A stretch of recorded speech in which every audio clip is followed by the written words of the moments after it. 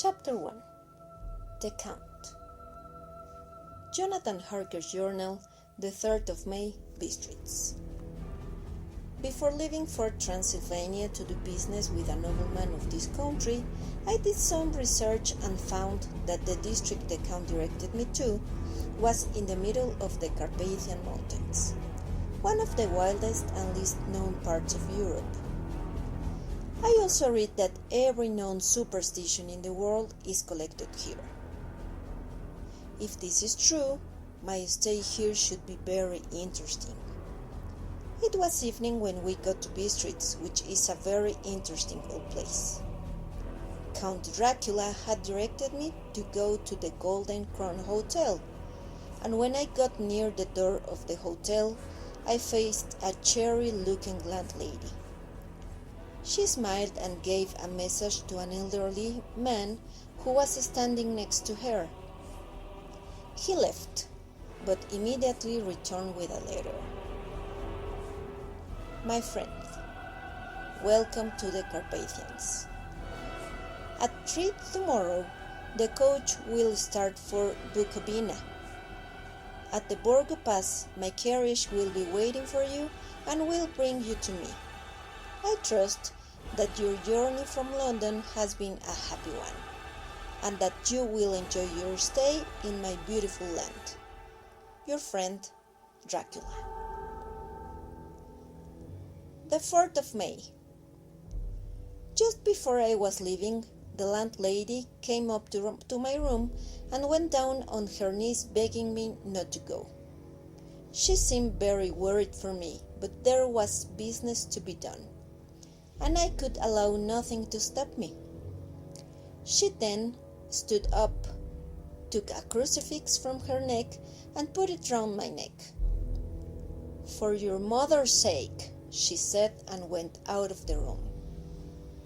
When I got on the coach, I saw the driver talking to the landlady.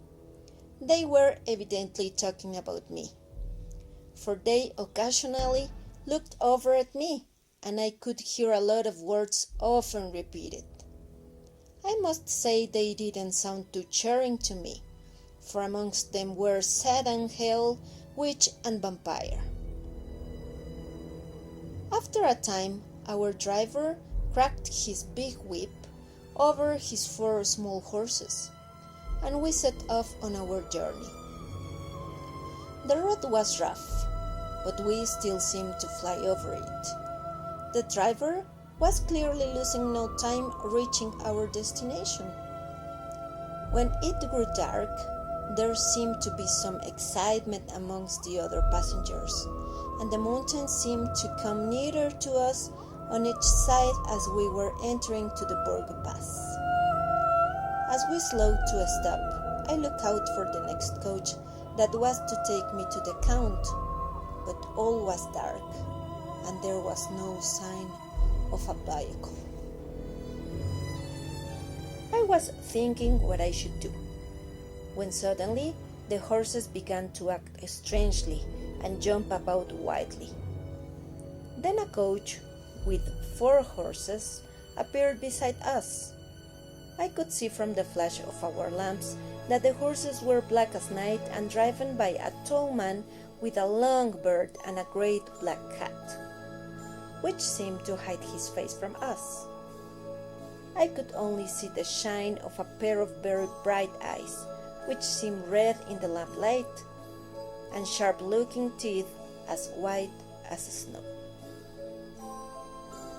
I got into the other coach, and without a word, the strange driver shook his reins, and we drove into the darkness of the pass. I looked at my watch and saw it was within a few minutes of midnight. As we rode farther and farther into the pass, I began to hear the sound of the howling of wolves. The sound came nearer and nearer, as though they were closing round on us from every side. I grew terribly afraid, but the driver was not all disturbed. Suddenly, away on our left, both the driver and I saw a faint blue flame. At once, he stopped the horses, jumped to the ground, and went rapidly over to the flame. While he was gone, the horses began to shake with fright. I could not see any reason for this, as the howling had stopped. Just then the moon appeared, and by its light I was horrified to see around us a ring of wolves with white teeth, red tongues, and bright white eyes. They were 100 times more terrible in the silence than when they were howling. Then suddenly, and without warning, they began to howl. The frightened horses jumped about and looked helplessly round. In front of them suddenly appeared the figure of the coachman, who began shouting at the wolves. He held his hands high in the air, as if he was somehow commanding them.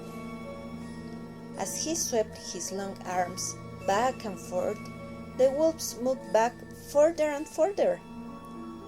A moment later, the wolves had disappeared, and the driver climbed back into the coach. This was all so strange that I was afraid to speak or move.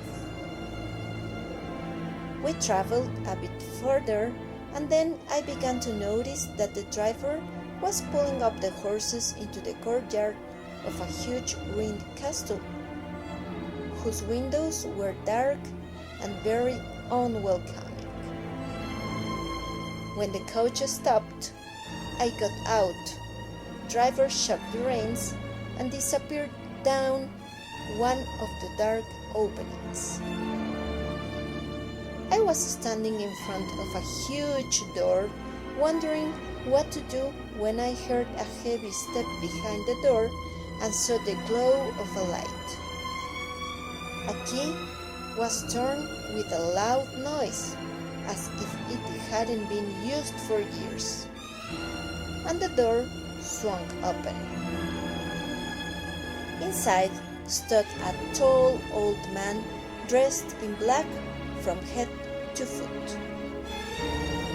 He had a hooked nose, and the mouth under his heavy white mustache was rather cruel-looking, with very sharp white teeth.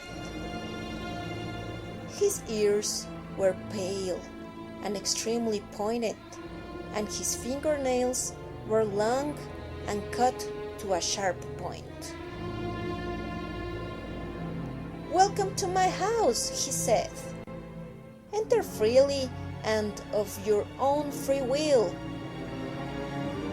I am Dracula, and I welcome you, Mr. Harker, to my house. It is late, and my people are not available. Let me see to your comfort myself." With this, he took my bags, and I followed him into the house. At the end of a great winding stair and along another passage, he threw open a heavy door, and I was happy to see a well-lit room with a huge fire and a table that was set for supper. "You will excuse me that I do not eat with you," said the Count, "but I have eaten already." After I had finished my supper, I looked forwards the window and saw the first light of the coming dawn.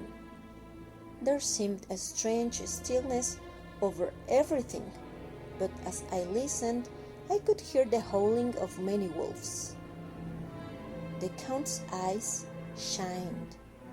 Listen to them, the children of the night. What music they make! Then he rose and said, "But you must be tired. Tomorrow you shall sleep as late as you will. Sleep well, and dream. Chapter 2 Escape. The 7th of May. I slept till late in the day, and when I had dressed myself, I went into the dining room where I saw that a cold breakfast had been laid out for me. There was a card on the table on which was written, "I have to be absent for a while. Do not wait for me. D." Some time after I had finished my meal, I looked about for something to read and found a sort of library. Here, I found a large number of English books, magazines, and newspapers. While I was looking at them, the door opened, and the Count entered. "I'm glad you found your way in here, for I am sure there is much that will interest you. These books have told me much about my new home in England. Now, come and tell me of London and of the house which you have found for me." "The estate is called Carfax," I told him as we sat down to business. "The house there is very large, with only a few windows high up. It is close to an old church, and there are no many houses nearby, one being a private castle."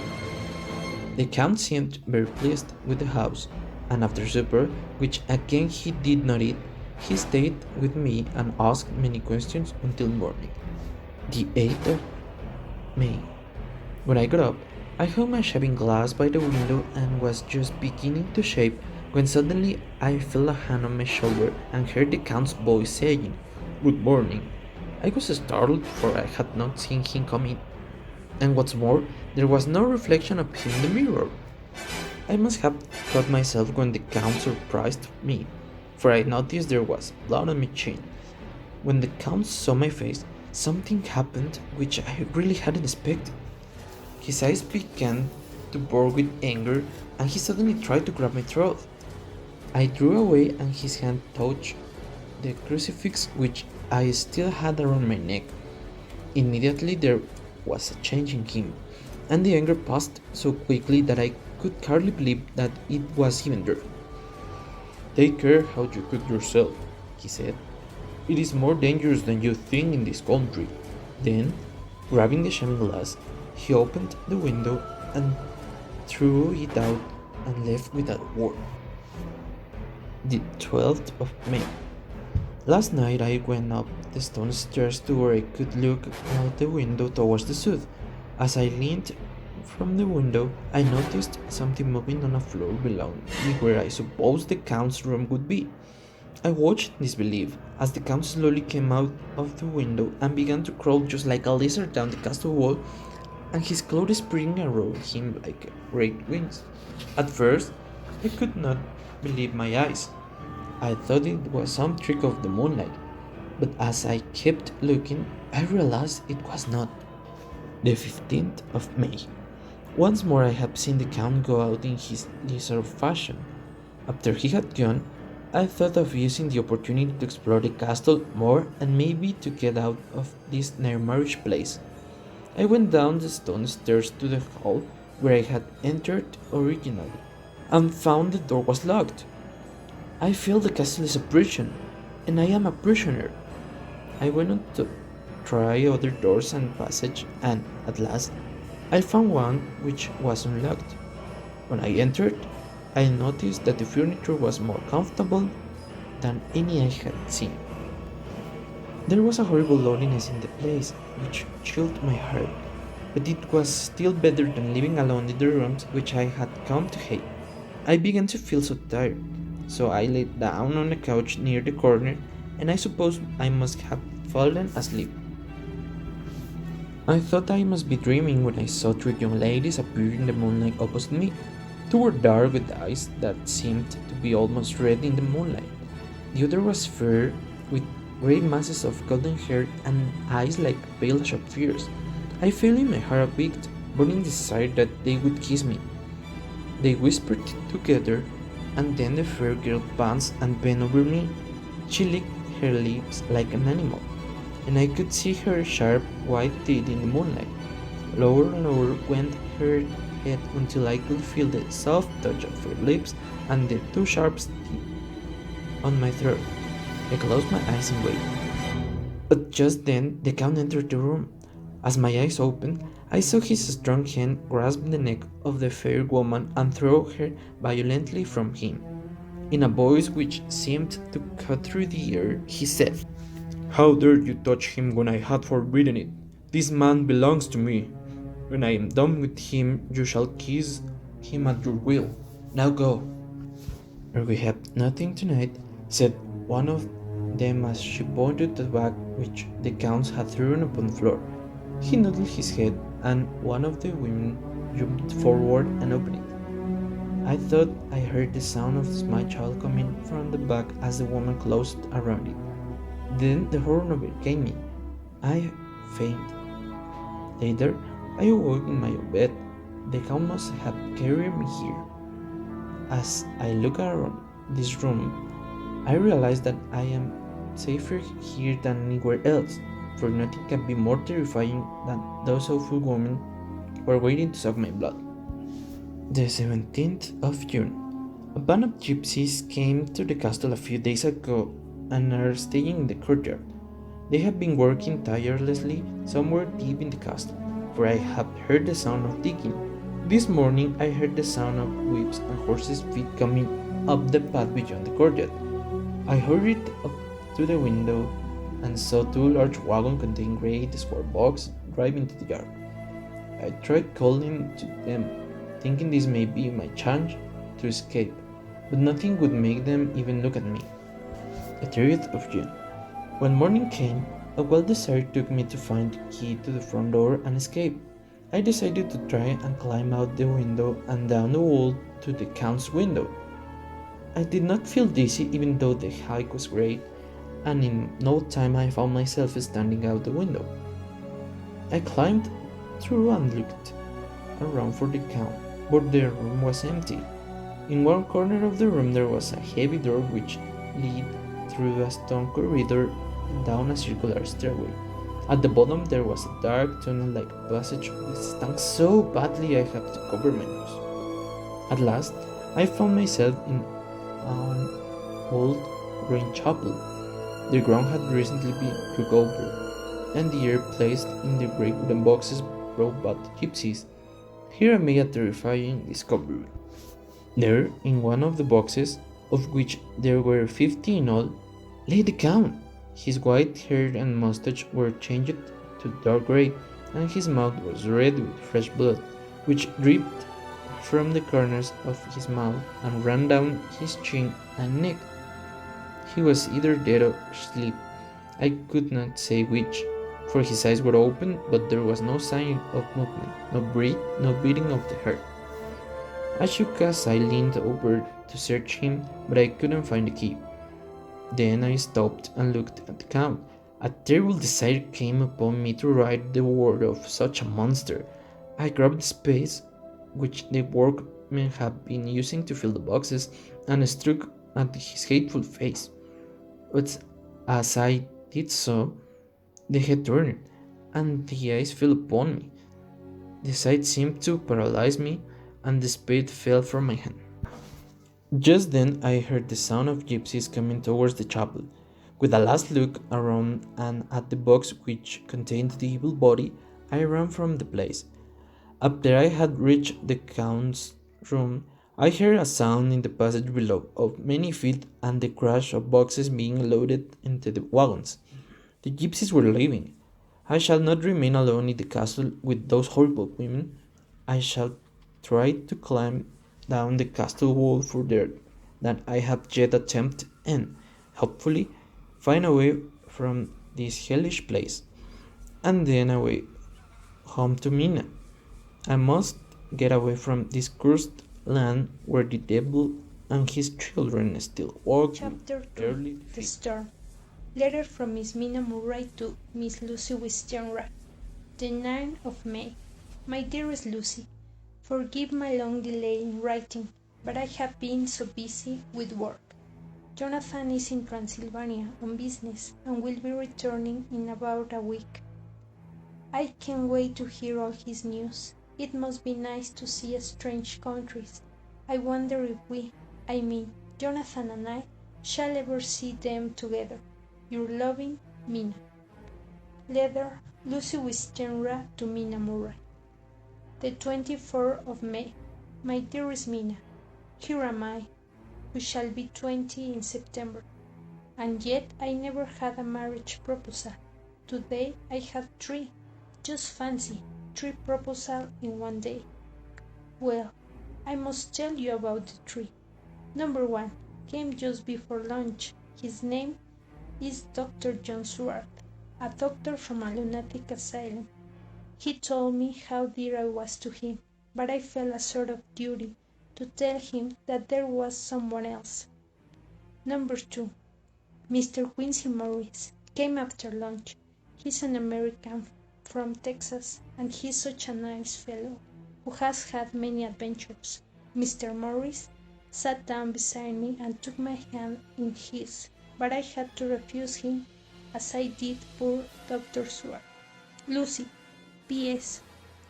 Oh, about number 3, I have told you of Arthur Holmwood before, haven't I? He is the son of Lord Godalming, and from a good family. Oh, Mina, I love him, and I have accepted his proposal. Mina Murray's Journal, the 24th of July.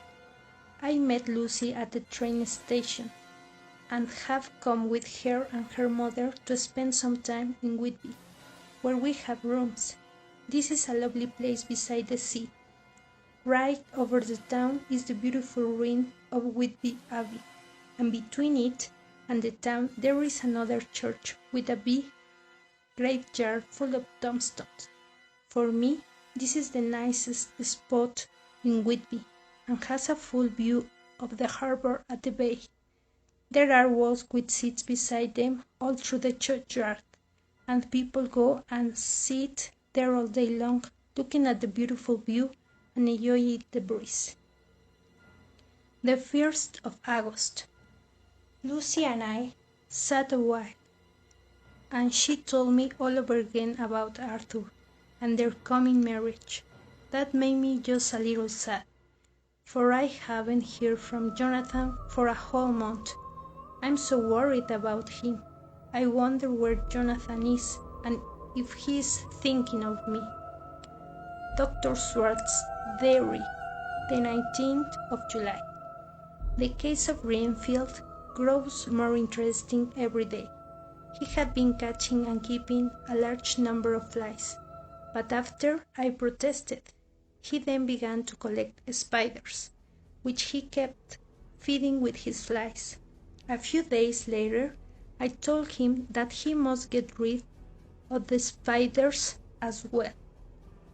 While I was speaking to him, a horrid fly buzzed into the room. He caught it, and before I knew what he was going to do, put it in his mouth and ate it. I shouted at him for it, but he said that it was very good and gave life to him. After a few more days, Renfield managed to get a sparrow by feeding the spiders to it. He now has acquired a few sparrows, and his flies and spiders are almost completely gone. When I came to see him today, he ran to me and said he wanted to ask me a very great favor. I asked him what it was, and he said exactly, a kitten, a nice, playful little kitten, that I can play with and teach and feed and feed and feed. I shook my head and said that it would not be possible. I did not want to see his sparrow be eaten the same way as his flies and spiders. As I said this, he threw himself on his knees and begged me to let him have a cat, saying that his salvation depended upon it. I was firm, however, and told him that he could not have it. The 20th of July. When I visited Renfield in the morning, I looked around for his birds and not seeing them, asked him where they were. He replied that they had all flown away. There were a few feathers around the room, and on his pillow there was a drop of blood. I said nothing and left. At 11 a.m. the attendant came to see me and said that Renfield had been very sick, and has vomited a whole lot of feathers. My belief is that he took his birds and ate them raw. Mina Murray's Journal, the 8th of August. Last night we experienced one of the greatest storms in the history of this area. Shortly before 10 o'clock, a massive storm broke out so suddenly that it seemed impossible to believe even now. The wind roared like thunder, and lots of sea fog came inland. I have read in the newspaper that soon after the storm began, the harbor searchlight saw a ship coming toward the port. Incredible! The strange ship reached the harbor safely, and as the searchlight followed her, there was a shock, for tied to the wheel of the ship was the corpse of the ship's captain. No other person could be seen on the deck at all.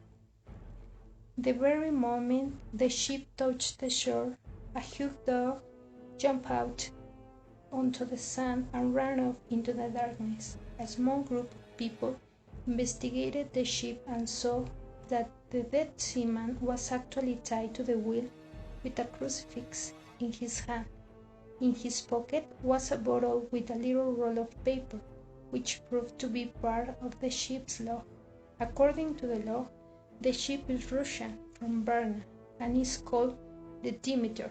She has only a small cargo of 50 great wooden boxes filled with dirt. The captain wrote that shortly after they set sail. The crew started going missing one by one, until only the captain and the first mate were left. One of the last entries said that the first mate saw something terrifying on board before he jumped over the side of the ship into the sea. Later, the captain even mentioned seeing him. However, that was when he decided to tie himself, along with a crucifix, to the wheel of the ship. The 11th of August. I awake suddenly around 1 in the morning and found Lucy's bed was empty and the door wide open. I threw on some clothes and ran out to look for her. There was a bright, full moon and heavy black clouds. Then, as the clouds passed and the churchyard became visible, I saw Lucy sitting on one of the benches. It seemed to me as though something dark was standing behind her, with a white face and red, shining eyes. I ran down the steps and called in fright, "Lucy, Lucy!" But by the time I reached her, she was quite alone, and there was no sign of any living thing about. When I bent over her, I could see that she was still asleep, but she was breathing heavily. I took her back to the house, and as I was putting her into bed, I noticed that there were 2 little red points on her neck, and on her nightdress there was a drop of blood. The 17th of August. Still no news from Jonathan, and Lucy seems to be paler and growing weaker. The tiny points on her neck seem not to have healed. They are, if anything, larger than before. Chapter 4. Lucy. Mina Murray's Journal, 19th August. I have finally received news of Jonathan. A letter came from a nun in Budapest saying that he arrived there by train in a state of madness and has been ill these past 6 weeks, with some sort of horrible brain fever. I am to leave in the morning and go and help him if necessary, and then go to bring him home. Letter Mina Harker to Lucy Westenra, Budapest, 24 August. My dearest Lucy, I found my dear Jonathan so thin and pale and weak looking. He seems to remember very little of what happened in Transylvania. At least, that's what he wants me to believe. For when he woke, he asked me for his notebook, and then he said to me, "The secret is here in this journal. Take it and keep it. Read it if you will, but never let me know what is written here. I want to start a new life with our marriage. We decided to get married here, in the hospital room. Later that same day, and as a sign of trust, I took the notebook Jonathan gave me, grabbed it in paper and sealed it with wax. Your ever-loving Mina Harker. Lucy Winster's diary, Hillingham, 24 August. I wish Mina were here with me again, for I feel so unhappy. Last night there were some strange noises at the window. I had more bad dreams as well, but I cannot remember them. Arthur has come to visit and we have decided to get married this month. But I am so full of fear and I feel so weak and tired that I didn't have the spirit to try to be cheerful. Letter Arthur to Dr. Seward, Albemarle Hotel, 31 August. My dear Jack, I must leave to visit my father, who is ill, but I want you to do me a favor. Lucy is ill. He looks awful and is getting worse every day. I am filled with worry and want to speak with you after you have seen her. Arthur. Letter from Dr. Seward to Arthur Homewood. 2nd September. My dear old fellow, Miss Westenra looks very different from when I saw her last. I could easily see that she was rather bloodless, and she complains of dreams that frighten her. I am not sure what is wrong, so I have written to my old friend and master, Professor Van Helsing from Amsterdam, and have asked him to come at once. Yours always, John Seaworth. Dr. Seward's diary, 7 September. When Van Helsing arrived, we went to see Miss Westenra, and I was horrified when I saw her. She was terribly pale, and her breathing was painful to hear. My God, Van Helsing said, there is no time to lose. She needs more blood at once. As we were getting prepared for the operation, there was a knock at the hall door, and Arthur stepped quickly in. I was so worried about Lucy, so I came here to see her. Without a pause, Dr. Van Helsing said, You have come just in time. What can I do? Asked Arthur. My life is hers, and I will give the last drop of blood in my body for her. When all was over and Arthur had gone home to rest, I went back to the room. By the bedside sat Van Helsing looking at Lucy intently. Then I saw her neck. There were 2 small holes, not large, but not healthy looking. At first I thought that this wound might be the answer to the loss of blood, but if this were so, the whole bed would have been covered with the blood. 11 September. This afternoon Van Helsing brought a great bunch of white flowers to Lucy, who seems to be feeling much better. Lucy started smelling the flowers, and then with a sad look on her face, she said, Why, these flowers are only common garlic. The professor took the garlic and placed it around the room. Then he tied some together for Lucy to wear around her neck and made her promise not to take it off. Memorandum left by Lucy Westenra. 17 September. Shortly after I went to bed, I was woken up by the sound of strange noises at the window. Is there anybody there? I said, but there was no answer. I went to the window and looked out, but could see nothing except a big bat. A few minutes later, the door opened and my mother looked in. Seeing I was not asleep, she came in and sat by me to see if I was well. Just then, there was a crash at the window, and through the broken window came the head of a huge grey wolf. Mother cried out and grabbed the garlic that Dr. Van Helsing had put round my neck. For a second or two she sat up, pointing at the wall, and there was a strange and horrible sound in her throat. Then she fell over dead, and if struck by lightning I must have fainted, for I remember no more for a while.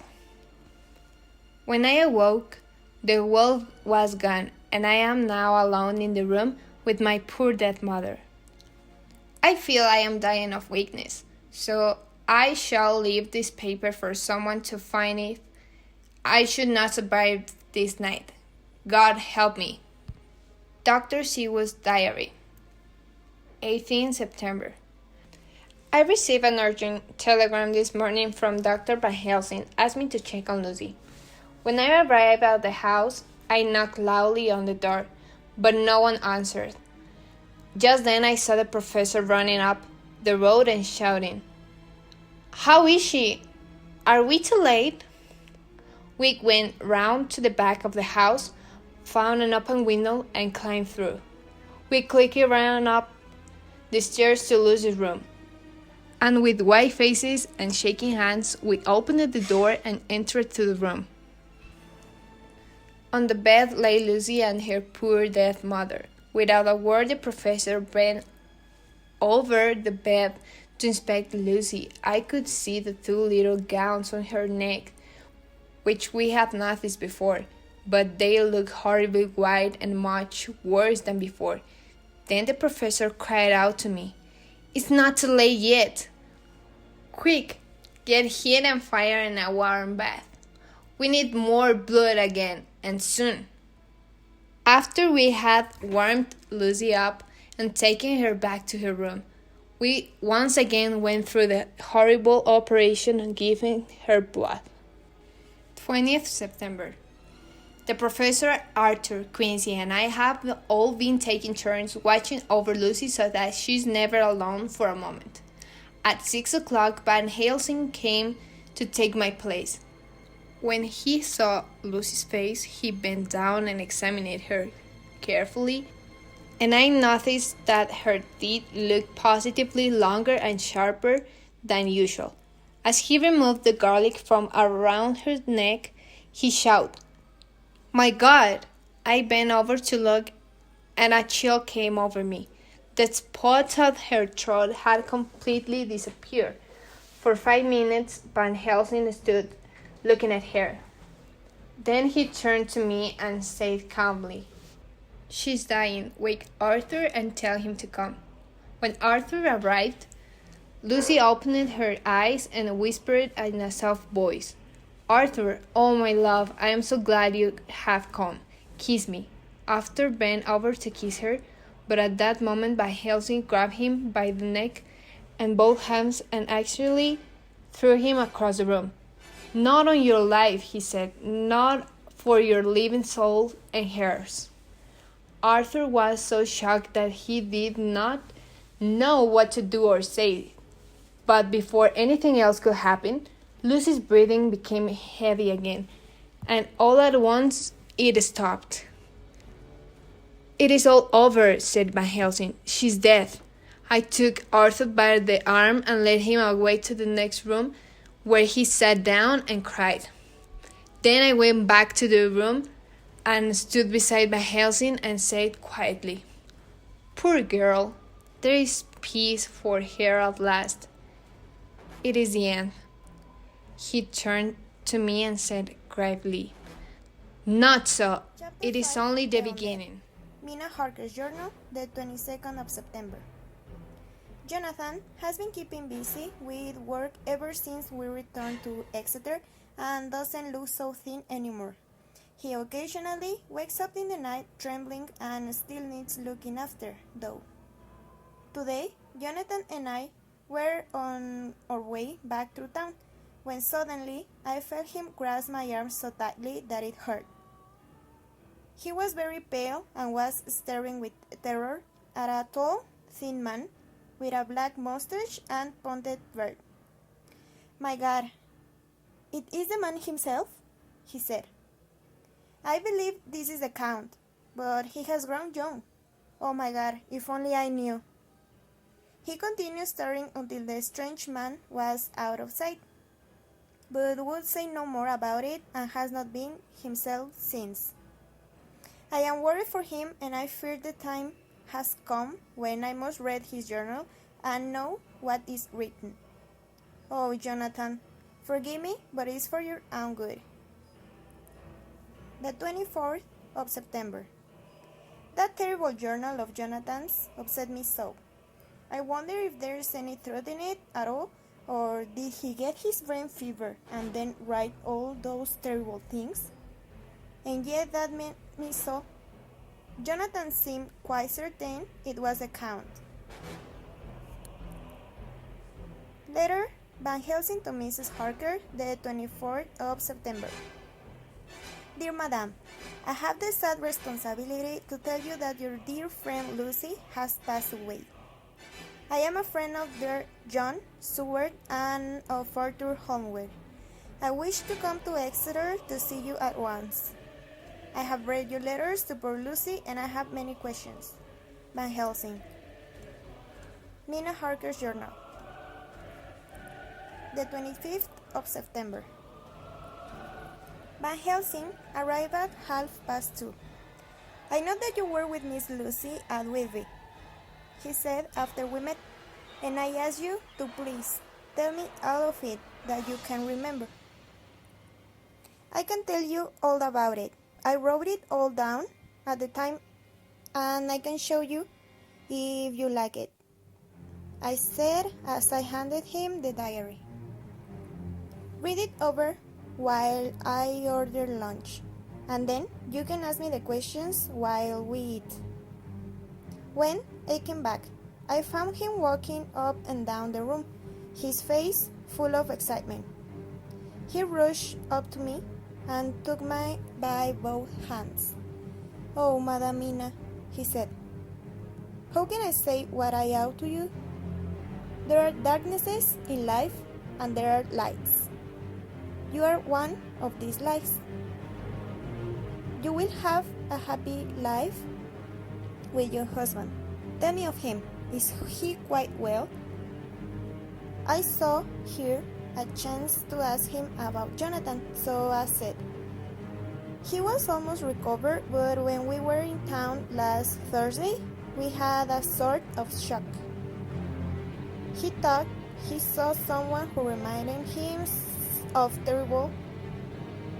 Then I began to tell him everything about Jonathan's journal and the unbelievable stories. Afterwards, I gave him a copy of Jonathan's journal and asked him to read over it and tell me if he thinks there's any truth in it. Letter Van Helsing to Mrs. Harker, the 25th of September. Dear Madame Mina, I have read your husband's diary. Strange and terrible as it is, it's true. I am glad that I came to see you, for I have learned so much. Yours, Abraham Van Helsing.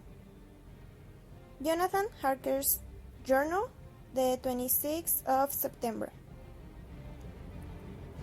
I thought never to write in this diary again, but the time has come. When I got home last night, Mina told me of Van Helsing's visit and of her giving me the copies of the diaries. She showed me in the doctor's letter that all I wrote down was true. It seems to have made a new man of me, for I had been doubting my own sanity about what had happened in Transylvania. But now that I know, I'm not afraid, even of the Count.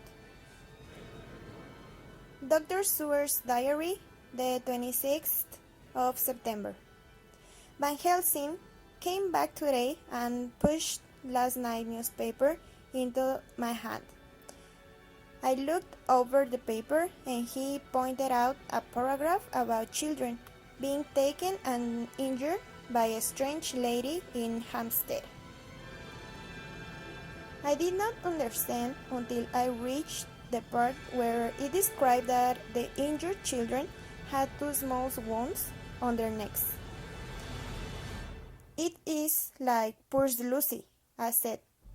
"Whatever it was that injured her has injured them." "That is true indirectly, but not directly," he said. When I asked him to explain, he placed his elbows on the table, covering his face with his hands, and he spoke. "They were made by Miss Lucy.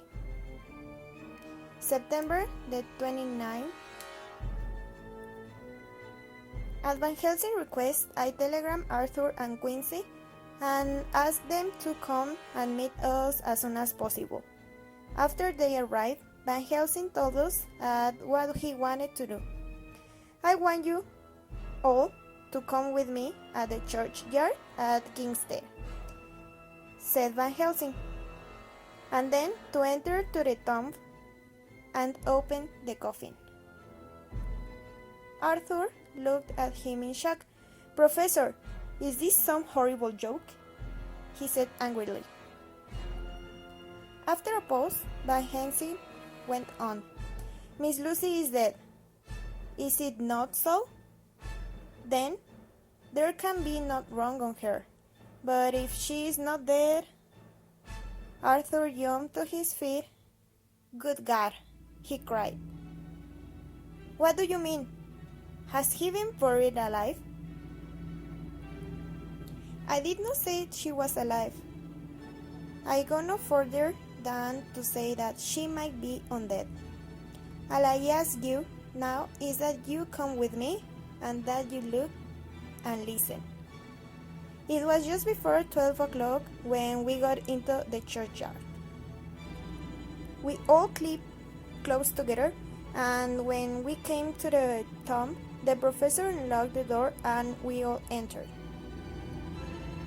Once inside, he walked over to the coffin and began taking the lid off. When the lid was removed, we all looked in. The coffin was empty. For several minutes, no one spoke a word. The silence was broken by Van Helsing. "We must wait outside and hide. Much stranger things are yet to be." We opened the door and we walked out. There was a long silence as we were all thinking about the mystery of Lucy's empty coffin, and then suddenly the professor told us to be silent. He pointed, and we saw a thin white figure which held something dark at its breast, coming towards the tomb. As the white figure moved close enough for us to see clearly, my heart grew cold as ice, and I could hear a gasp from Arthur. It was Lucy, her lips red with fresh blood, and she was holding a small child in her arms. When Lucy saw us, she drew back with an angry growl and threw the child she was holding to the ground. Then she advanced to Arthur with open arms and evil smile. "Come to me, Arthur. My arms are hungry for you. Come, my husband, and we can rest together." Arthur seemed to be under a spell, and he opened his arms wide. As she was moving towards her husband, Van Helsing jumped forward and held his little golden crucifix between them. She jumped back from it and, with a face full of rage, ran past him into the tomb. After a while, when we had recovered from the shock, we entered to the tomb again and closed the door behind us. When the professor again lifted the lid of Lucy's coffin, we all looked and saw that the corpse lay there. She seemed like a nightmare of Lucy, as she lay there with pointed teeth and blood-stained mouth. Van Helsing took out a round wooden stake about 3 feet long and a heavy hammer from his bag, and handed them to Arthur. "Take this stake in your left hand and place the point over her heart. Then take the hammer and strike on God's name so that the wounded pass away."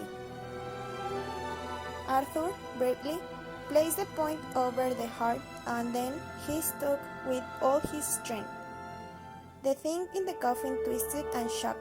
A terrifying scream came from the open red lips, and then The twisting slowed down, until finally it lay still. The terrible task was over. There, in the coffin, lay no longer the full thing, but Lucy's, as we had seen her in life. Van Helsing came and laid his hand on Arthur's shoulder and said to him, "She is no longer the devil's under, but now we must find and destroy the cause of this evil before it Chapter can 6. happen again." Mina and Dracula. Mina Harker's Journal, September 30th. Jonathan and I have come to Dr. Seward's asylum to meet with everyone who has been involved with this horrible tale. Dr. Seward was shocked to learn from Jonathan that Dracula had bought the Carfax estate next to the asylum and has been so close all this time. For the past few days, Jonathan and I have been putting together all the information from everyone's diaries, notes and letters, so that we shall all be well informed and can arrange our plan of battle with this terrible and mysterious enemy. After I had given copies to everyone, we all met in Dr. Seward's study, and Professor Van Helsing began to tell us more about Count Dracula. All we have to go upon are traditions and superstitions, but this does not make us helpless. As we have seen, the vampire can take the shape of many things. He can be wolf or bat, or even come in the form of mist. He has the strength of 20 men and the knowledge of the centuries. Van Helsing paused for a moment. But he is not entirely free either. He can only change form exactly at sunrise, noon, and sunset. Then there are things which make him powerless, such as garlic and the crucifix. We know that 50 boxes of dirt were delivered at Carfax from his castle. We also know that at least some of these boxes have been removed. It seems to me that our first step should be to see how many remain here and then search for the others. Then we must sterilize the earth so that he can no longer seek safety in it. After the meeting was finished, they went off to Carfax to search for the boxes. Jonathan Harker's Journal, October 1st, 5 a.m. We went over to the house, taking care to stay in the shadows. When we got there, the professor opened his bag and took out many things. "My friends, we are going into a terrible danger, and we need arms of many kinds." As he spoke, he gave each of us a little silver crucifix, some garlic to put round our necks, a gun and a knife. Lastly, he handed us each a little envelope containing pieces of sacred wafer. "The first thing is to see how many of the boxes are left," said the professor. "We must examine every hole and corner and see if we cannot get some clue as to what has happened to the rest." There was no sign of the count, and a quick look around was enough to show how many boxes remained, for they were very large and easy to find. But to our surprise, there were only 29 left out of the 50. Dr. Seward's Diary, October 3rd. Late last night, the attendant came running into my room and told me that Renfield had somehow had an accident. He had heard him shout, and when he went to see what the problem was, Renfield was lying on the floor, all covered with blood and with his back broken. I ran up to see Renfield and told the attendant to get the professor at once. A few minutes later, Van Helsing arrived, and Arthur and Quincy came shortly after. Suddenly, Renfield opened his eyes and stared wildly around the room. "Quick, doctor, I am dying. I have something that I must say before I die. Last night he came up to the window in the mist. He began promising me things." The patient went on without stopping. He began to whisper, "Rats, rats, rats. millions of them, and everyone alive, and dogs to eat them, and cats too, all lives, all red blood, with years of life in it. Before I knew what I was doing, I found myself opening the window and saying to him, "Come in, Lord and Master." His voice became weaker. All day I waited to hear from him, but he did not say me anything. When he finally came in through the window, I got mad with him. He laughed at me, and then he went on as though I was no one. He didn't even smell the same as he went by me. I thought that somehow Mrs. Harker had come into the room. The professor began to shake, but Renfield went on without noticing. When Mrs. Harker came in to see me this afternoon, she was much paler than before. It made me mad to know that he had been taking the life out of her. So when he came tonight, I was ready for him. As I saw Smith coming in, I grabbed it tight, for I didn't want him to take any more of her life. Then I saw his eyes. They burned into me, and my strength became like water. He raised me up and threw me down. There was a red cloud before me, and a noise like thunder, and the mist went away under the door. Van Helsing stood up. "He's here," he said. "It might not be too late." We all hurried to Mrs. Harker's room and threw ourselves against the door, which opened with a crash. What I saw shocked me, and my heart seemed to stand still. On the bed beside the window lay Jonathan Harker, his face white and breathing heavily as if under some kind of spell. Kneeling on the edge of the bed was his wife, and by her side stood the Count. With his left hand he held both of Mrs. Harker's hands, and his right hand held her by the back of the neck, forcing her face down on his chest. Her white night dress was covered in blood, and a thin stream ran down the Count's bare chest, which he had cut open and he was forcing her to drink from. As we ran into the room, the Count turned his face, and his eyes flamed red with devilish passion. With a quick twist of his arm, he threw his victim back upon the bed, and then jumped towards us.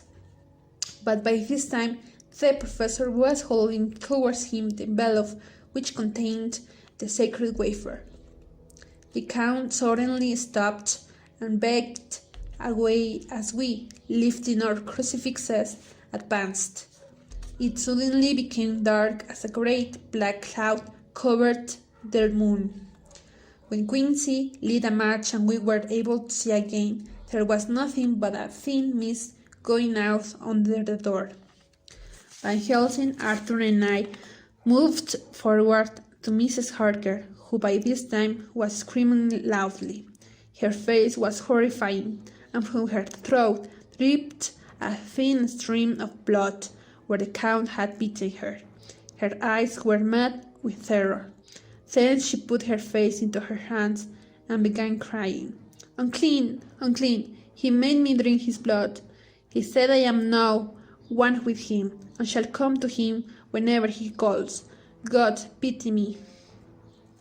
Jonathan had by this time woken up from the spell the Count had put on him, but as Madame Mina explained more of what had happened, over his face came a grey look which deepened and deepened as morning came, and his flesh stood out darkly against his whitening hair. Dr. Seward's Diary, October 3rd. We decided to go immediately to sterilize the earth in the boxes at Carfax and 2 other locations around London, which Mr. Harker had discovered. As we were leaving, Van Helsing placed a piece of the sacred wafer upon Mrs. Mina's forehead in order to protect her while we were gone. As he did so, it burned into her flesh a as thought it was a piece of white hot metal and had left a mark on her that reminds all of us that Mrs. Mina now has the blood of the Count within her veins and is slowly becoming like him. Chapter 7. The Chase and the End of Dracula. Jonathan Harker's Journal, October 4th. Yesterday, we found all but one of those full boxes brought to London by the Count. We had returned home after sterilizing them by putting a piece of the sacred wire within each, and were all wondering what next to do when Mina asked me to get the professor. She explained that if the Count's mind is connected with hers, then she might be able to discover where he is if Van Helsing tried to hypnotize her. After the professor had put her into a kind of sleep, she asked her many questions. She described that all was dark, but she could hear the sound of water and the noise of it coming from somewhere overhead. "He means to escape," said the professor. "He's afraid. He has taken his last box on board the ship, and he's leaving. We must follow him for Madame Mina's sake." October 6th. After some investigations, we found the ship that was carrying the Count. It is called the Tsarina Catherine, and is on its way to Varna. The ship will take at least 3 weeks to reach Varna, but we can travel overland to the same place in 3 days. October 28th. We waited many days for the ship in Varna, but one night a strange fog covered the city so that we could see nothing. Later, we discovered that the ship had sailed past Varna and has landed a few hundred kilometers further up the river in Galatz. Mina Harker's Journal, October 30. When we arrived in Galatz, we found that the Count had once again escaped us, and that the box has been collected by his loyal gypsies to be taken back to his castle. Van Helsing hypnotized me once more, and afterwards he said that I spoke of seeing light and hearing the sound of water and the faraway howling of wolves. The professor has suggested we split up. Jonathan and Mr. Holmwood will try to catch him by boat, and Mr. Morris and Dr. Seward will hire horses and go after him by road. The professor and I should make our way by train and carriage to Castle Dracula and try to stop him from entering his own home by sterilizing the air and making it clean of evil. Memorandum by Abraham Van Helsing. November 5. We reached Burger Pass just after sunrise 2 days ago, and all yesterday we traveled through snow, getting closer and closer to the mountains. Madame Mina is slowly changing. She sleeps all through the day now and refuses to eat. When evening came, I made a fire to keep us warm. Then I drew a ring in the snow, round where Madame Mina sat, and over the ring I placed some of the sacred wafer. She became white with fear and started to shake. When I asked her to come near the fire, she stood up, took one step, and then stood completely still. She shook her head and said simply, "I cannot." I was happy, for though she was becoming more a vampire, I knew that her soul was safe within his holy circle. When morning came, I turned to wake Madame Mina, but she lay in a deep sleep, from which I could not wake her. When the sun was higher in the sky, and I felt as though I was safer, I left Madame Mina sleeping within the holy circle and made my way to the castle in search of the 3 vampire women who Jonathan described in his journal. While searching for their graves in the old chapel, I noticed there was one great tomb larger than all the rest, and it was just one word: Dracula. This was the undead home of the king vampire. I laid some of the sacred wafer in Dracula's tomb, and then began the terrible task of destroying the devil women lying in the other tombs. It was horrible work, but as soon as my knife had cut off their heads, their bodies began to return into dust.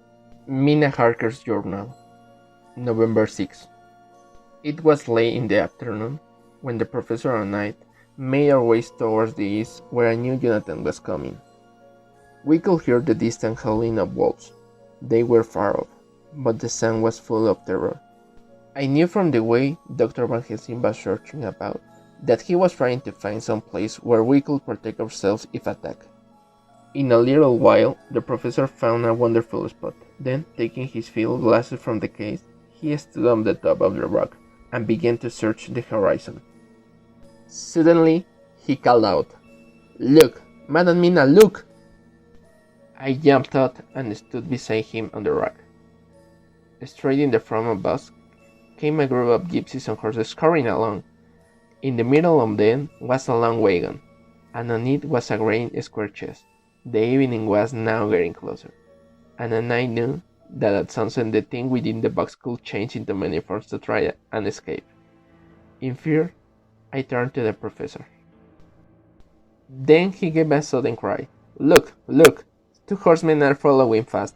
It must be Quincy and John." Looking around, I saw on the north side 2 other men coming as well. One of them I knew was Jonathan, and the other was Mr. Holwood. When I told the professor, he shouted happily, and we both hid behind a rock and held our weapons ready. As the 3 groups came closer, the voices shouted out, "Help!" One was Jonathan and the other Mr. Morris. The gypsies came to a stop, and Mr. Holwood and Jonathan rode up on one side, and Dr. Seward and Mr. Morris on the other.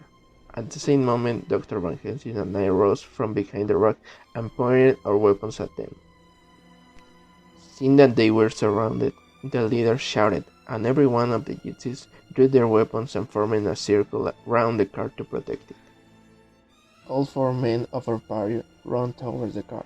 I could see Jonathan on one side of the Retold men, and Quincy on the other forcing his way to the car.